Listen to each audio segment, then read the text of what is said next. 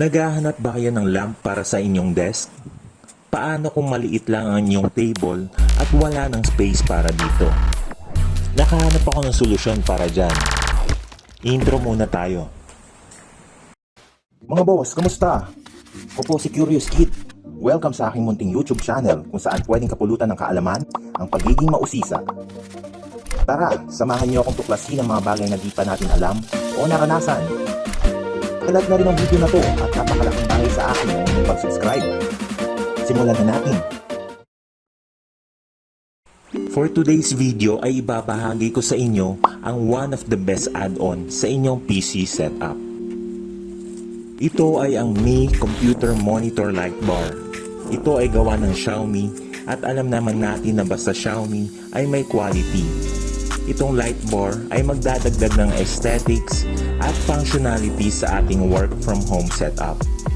Ito ang harap ng box. Makikita natin dito kung paano ito naka-attach sa taas na bahagi ng monitor. May logo ng Xiaomi at Mijia dito sa upper right. Sa baba ng box, nakasaad ang kanyang mga features.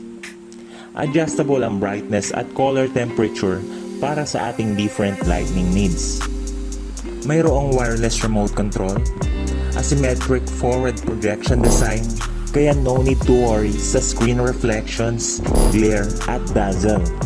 Sa taas ay Chinese characters ang nakasulat, sa likod ay more photos pa ng light bar, at logos ang nasa magkabilang gilid.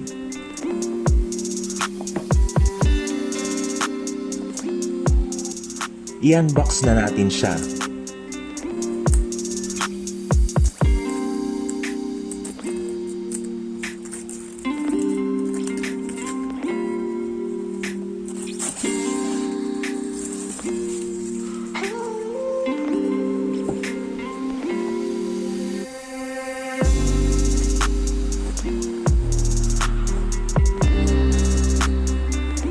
Sa loob ay may manual at warranty papers.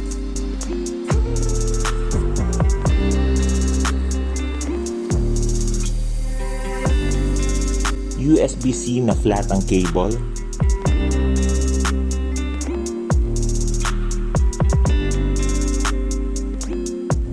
Base.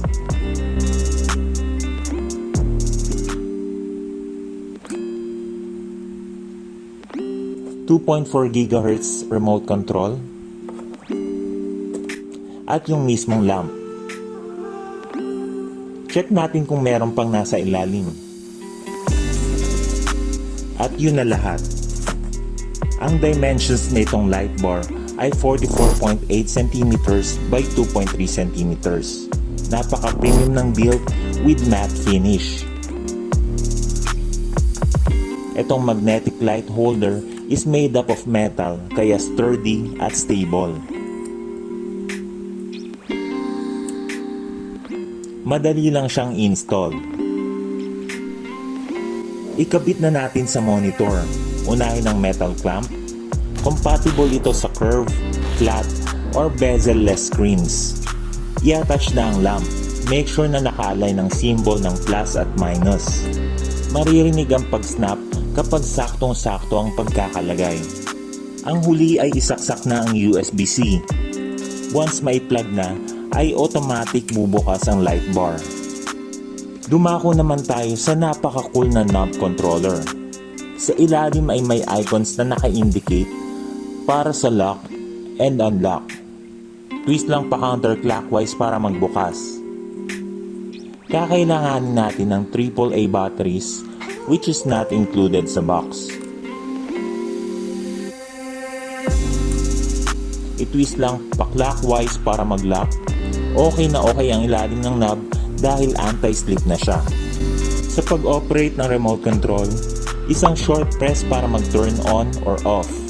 To adjust the color temperature, press and hold the knob, then rotate.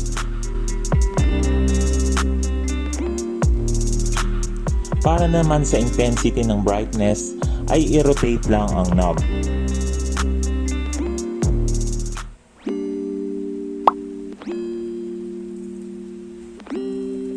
Ayan, Talaga namang nakaka-save ng space sa desk natin, giving us a brand new lighting experience na hindi nakakasilaw. Para sa akin, ito ang pinaka-best monitor lamp dahil hindi mo na kailangan abutin para patayin or i-adjust ang light settings dahil sa wireless remote. Napaka-convenient. Elegant and professional looking with minimalist design. Pwedeng pangpuyatan without disturbing anyone. Saludos!